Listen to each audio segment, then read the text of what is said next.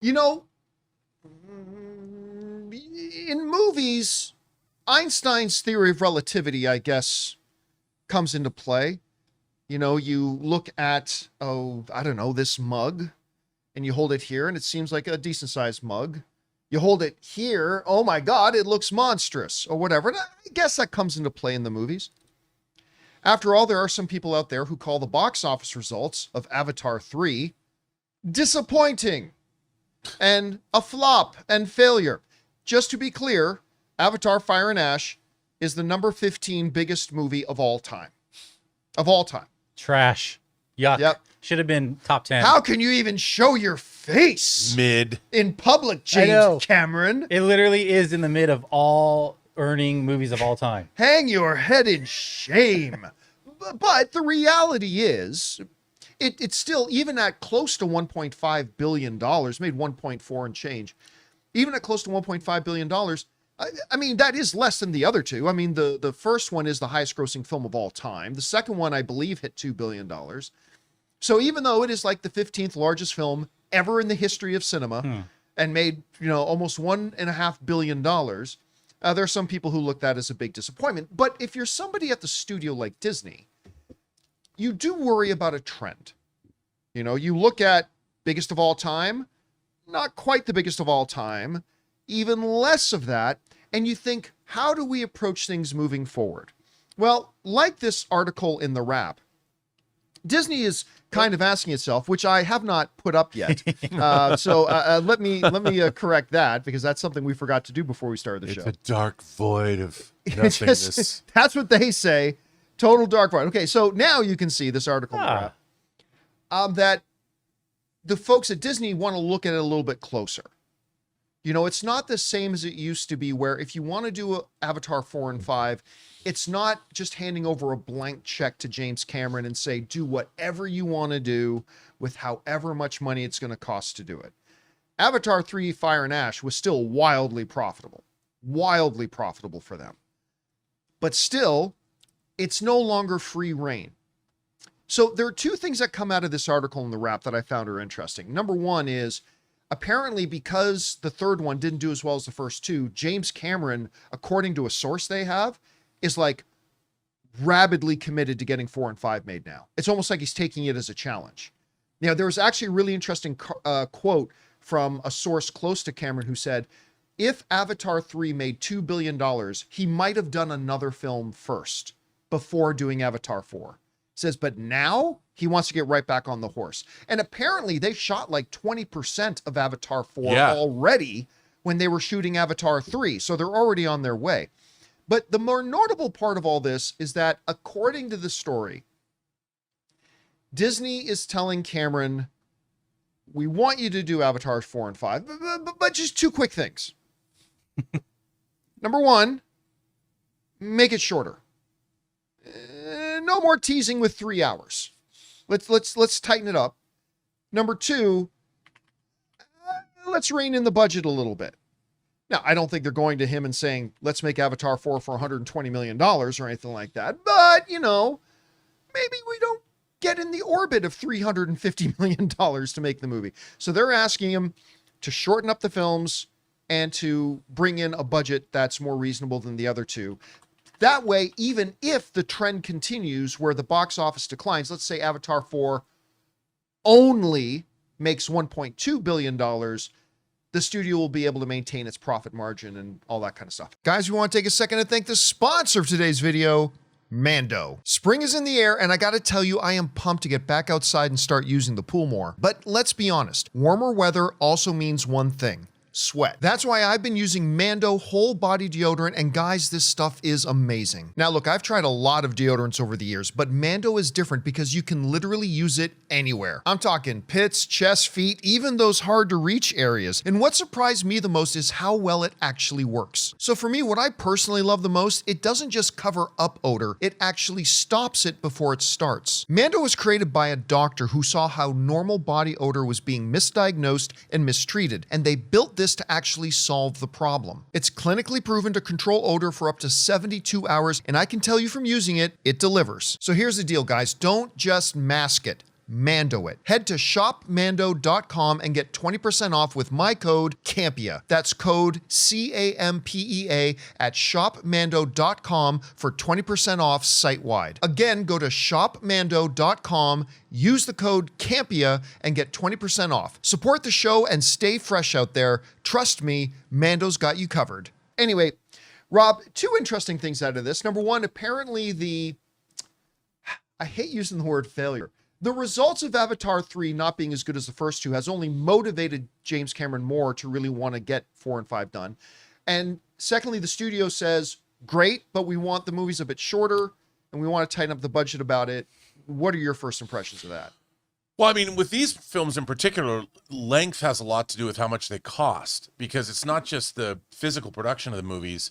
They have to render these films. You know, they're rendering them at a high frame rate, and they have to render each frame more than once because of the 3D. So when you have a movie that's 3 hours and 15 minutes long, this movie was delayed a year simply because of render time. You know, it just takes forever to render what they're doing. So by cutting down the time, let's say they made them 2.5 hours, that would be a significant difference in budget in terms of how much these cost. And I mean, 2.5 hours, that's pretty good. You know, and if you had 2.5 hour movies, you save 90 minutes, you know, compared to the last movie, if they reach 2.5 hours, and that's going to bring down the budget considerably. And they already know what the stories are, I think. I mean, obviously, I don't know this for a fact, but that they were going to wind up back on Earth somehow. Like those are the whispers. Those are the whispers, yeah. And I would imagine, I mean, watching Fire and Ash, which I quite liked, it seems to me that the message of the film is that Awa, the goddess Awa of Pandora, might have been something that we have on Earth that we lost. We killed our Awa. And if the Na'vi somehow, that the people from Pandora could come to Earth and reignite Gaia, or whatever we want to call her, that would be an interesting end for this entire franchise. So I want to see these movies, John. But I think bringing down the budgets and bringing down the time is not a bad thing. You know, and since he's already shot some of Avatar 4, there you go. And he knows what he wants to do. I want to put things in perspective a little bit here. You're mentioning render time. Let's say you took a top of the line Apple M5 processor. All right. If you had like the whole movie file of Avatar, Fire and Ash, and you needed now to render out all the effects in it using the top of the line today processor, an Apple M5, single, just one, but an Apple M5. Rob, do you want to take a guess how long it would take that one M5 to render out Avatar, Fire and Ash? I can't. Take just a wild guess. A year. Okay, more. Take another guess. 2 years? More. Take another one. 2.5 years? More. 3 years. I feel like the colon blow commercial. It would take That's you a deep cut. I like it. 142,000 years. Let Come me on. repeat. So you were getting close. You could have just done 3.5. At the file size that they would need, IMAX size? Yep. It took 1.25 billion render hours. Now, obviously, they use massive it was a render farms farm. that Right. use much more than one single processor. Well, there you go. And at that, I mean, imagine. And the power that takes. I too. mean, that's Oh, insane. the power that And that's insane. why I was talking to a very high-ranking person at 20th Century Fox, who's a friend of mine, was explaining to me that the render issue is a huge. People don't understand it's a huge issue. And while they have to sit there and let it chatter away for. Dude, I remember when I worked in a visual effects company.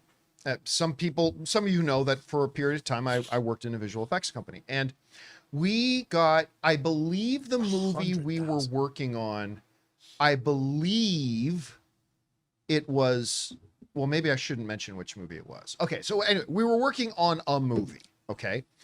We were a smaller effects company that, like, a bigger effects company would get the contract and they would sub out some of the work to smaller little companies like ours. And the biggest thing for our timeline was always rendering. Because, like, you say, okay, you have 4 weeks to deliver this shot. That's great.